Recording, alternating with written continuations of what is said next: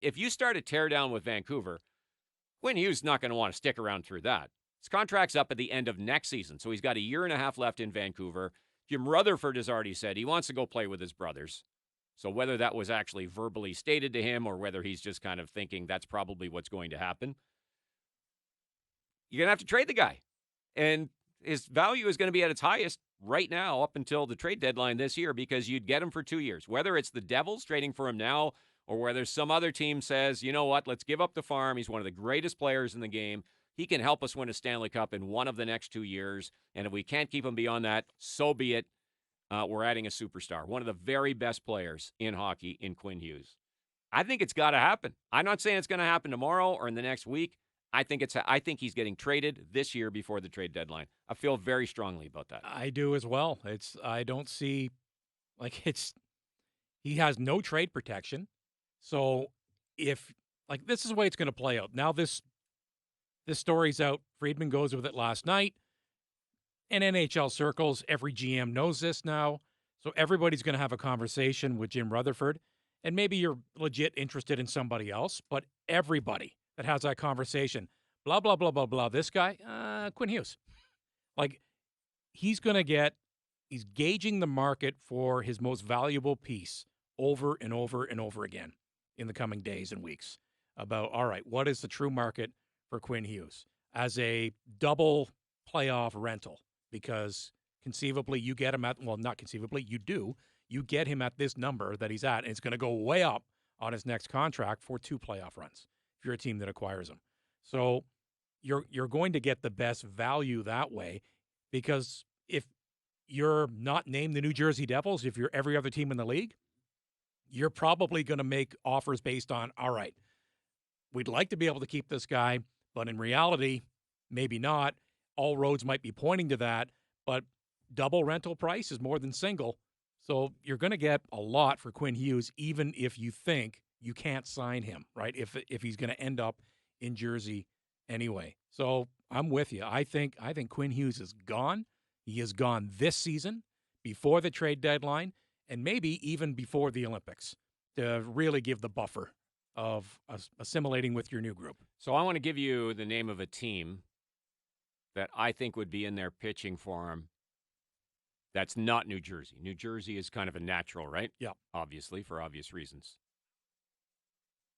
They have not been afraid of big game hunting, and it's not really worked, but then they're not afraid to try.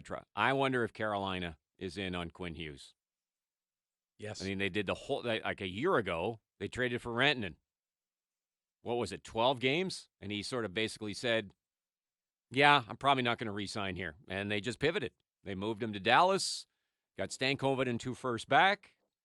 You know, probably in retrospect, it's Stankoven and 2 firsts for Marty Necas, right? Which, I don't know. I think Carolina probably do that deal. The pivot worked reasonably well. It was a gamble on Rantanen. It didn't work in retrospect, but the pivot worked okay. And I think right now, like Carolina, for all the reason we know they love analytically inclined players, we know they love puck possession. There's no, other than Cale Makar, there's no better defenseman in the NHL in terms of all of that skill set. They've got some nice young players. They've obviously got, a little bit of, they got some draft picks still left from that Dallas deal. They could probably do something. And the reason I also suggest that is there was a report on the weekend that I think was from Friedman as well about Svechnikov early in the season, wondering because he was getting 4th line minutes. There was some talk about he was open to the idea of being moved along. Now, since then, he's kind of regained his role on the first line. But is Svechnikov on the market? And is that the start of a deal that kind of makes sense? It would be more from Carolina's side for sure. But Svechnikov is a good jumping off point. Really good young player, reasonably still young, right? He's got a long-term contract with Carolina. I just wonder if there's some sort of deal in there. His name was already mentioned in trade talk about a year and a half ago, involving Elias Pettersson as well, right, with the Carolina Hurricanes. So yeah, that's a possibility, but the possibilities are endless. Like let's name teams that wouldn't be interested in Quinn Hughes and at least having that conversation, and especially in a season like this where It's so tight, especially in the Eastern Conference. There are multiple teams that think, all right, well, why not us to be good right now? And let's have that conversation. What would it take to get Quinn Hughes on our team, even if it's only for a year or two at this stage? What would it cost us? Would it be worth it for us to do that? Right. I think there are every team would want to add him, but for various reasons, some you can kind of dismiss, right? I don't think Colorado with Cale Makar is going to go out and add Quinn Hughes at this point, right? I don't think right now Dallas with Miro Heiskanen now would add Quinn Hughes. No. Like, I'm just talking about teams that are Stanley Cup contenders that are absolutely all in right now that want to win. Like, there are some teams I think you could look at it logically and say as much as they would love the player, it's probably not a fit for them. They've probably got other priorities. And I think once you start to whittle away some of those types of teams, I think you can get to a list of 6 to 8 teams right now. Is Ottawa one of them? I'll ask you flat out. Would you put a package together if you're Steve Stales? Would you roll the dice? Well, Quinn Hughes has no trade protection. Yeah. He has zero say. He couldn't block a move. This isn't like guy doesn't want to play in Canada. Maybe doesn't matter. Yeah. Would you entertain it? Oh, absolutely. For the 2 years. Yeah. Would you legit put an offer that would make Vancouver think you're giving up a lot? Yeah, you are. And the natural jumping off point is you'd have to trade somebody that makes a good dollar. So Thomas Chabot would be the jumping off point, right? And would you kick in Yakimchuk, and would you kick in your 27 first-round pick? Or this is what we're talking about. Yep. To make a deal like that. Right. Would you do that? I think that I would. I like that you took the time to ponder it. I think that I would. That guy is such a good hockey player. Can you imagine putting Jake Sanderson and Quinn Hughes on the ice for the entire game? Not like every other shift. And sometimes together when you want to you want to have fun. Like, that instantly puts you into the Stanley Cup conversation. Without a doubt in my mind. But that's the type of deal. Like, we had some people earlier this morning who were just going, Chabot for Quinn. Like, come on, folks. We got to be reasonable here. If you're going to make trades, okay, you got to look at it. Please look at it from the other team's perspective. If the Vancouver Canucks are trading away their captain and one of the greatest players in the game, they're going to be doing it for more than, with all due respect, Thomas Chabot. Okay, come on. Second-round pick. Let's be honest. The only thing that I'm for the Senators, I'm not trading Stützle, Tkachuk, Sanderson, and Pinto. Everybody else, Jim, what do you like? Do you see anything you like here at the store? Mm-hmm. That's on the shelves right now, or that we have coming? It's on order and it'll be here soon, like a Yakimchuk. Would you be willing to trade Dylan Cousins as part of that deal? 100%. Right. No hesitation. Yeah. I just, Vancouver has always talked about the fact that they want to add another center. They were interested in Josh Norris. Right. But this is the type of deal that you'd have to look at. But I 100%, if Quinn Hughes is available for 2 playoff runs, I am looking at that all day long if I'm Ottawa. You're not?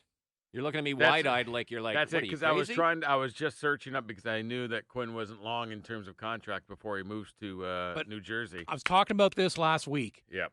What are the Ottawa Senators right now? Are they a rebuilding team? Are they a futures team? Or the way they're structured and they've got all their key guys signed now, are they a go mode right now team? So it's the latter. Think the Sens would have an opportunity to re-sign Quinn Hughes? No, not necessarily. No, but 2 seasons. What are you trying to do here? This isn't the Sens are never not say never, but likely not. They're not a Maple Leafs. They're not a Rangers. They're not an Avalanche. They're not attracting. You're not signing him in free agency. No. If you add him Along right now, with a bunch of others, you have to trade for him. Yes. These are the types of players in a small market Canadian team market that you'd have to trade for. You don't sign these players in free agency. You don't. Unless they're your own free agents, these players do not sign in markets like Ottawa. That's the reality. So you lose him for nothing. You make the deal, then off he goes to play with his brother. Who would be the biggest free agent Probably. signing that had options, that signed with a Canadian team and was an excellent, like, top tier? Tavares in Toronto when he left the Islanders? But that's signed in Canada? Yes, that's signed in Canada. Canada. Okay. Yeah, that's what I'm saying. Yeah. To your point. Yeah. To your point.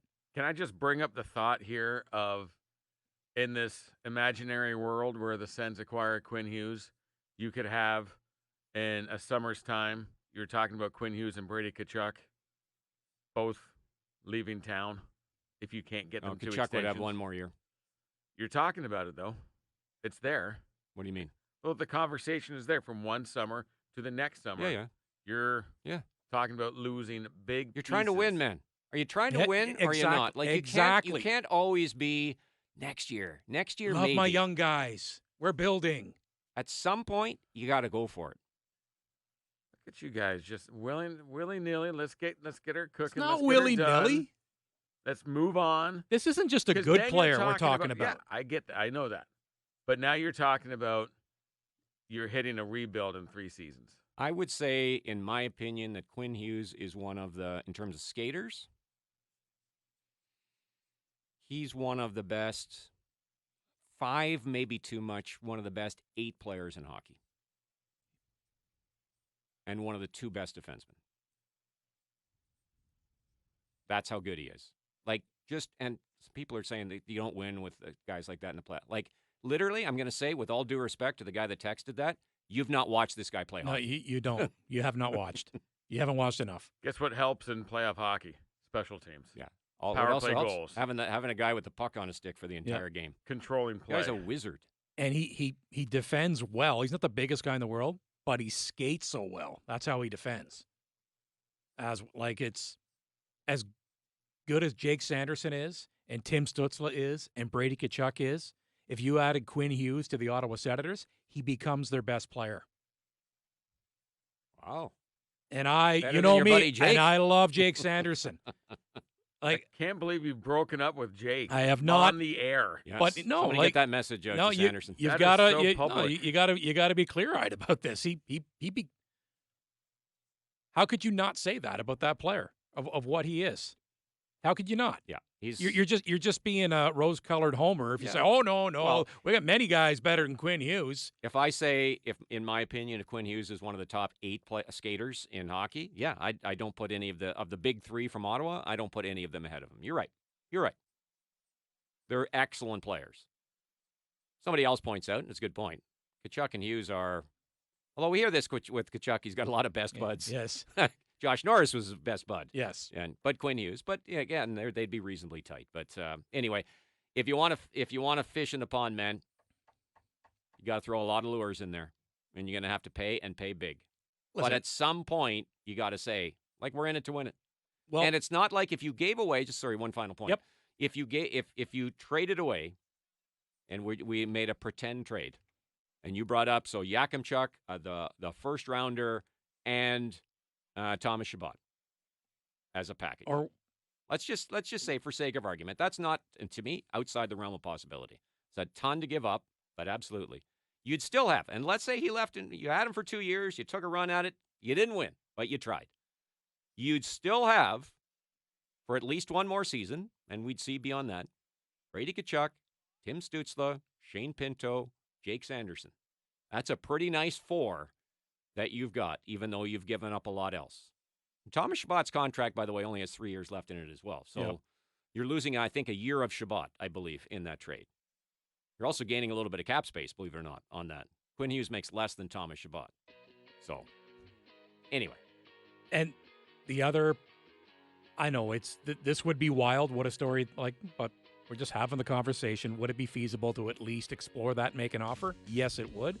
And I think we can say with pretty much certainty that the Ottawa Senators and Steve Stales, they are trying to do something substantial, whatever that looks like. Mm-hmm. They're trying to add a big piece because we went through this last week, and I really started thinking about this more and more when the Pinto deal got done.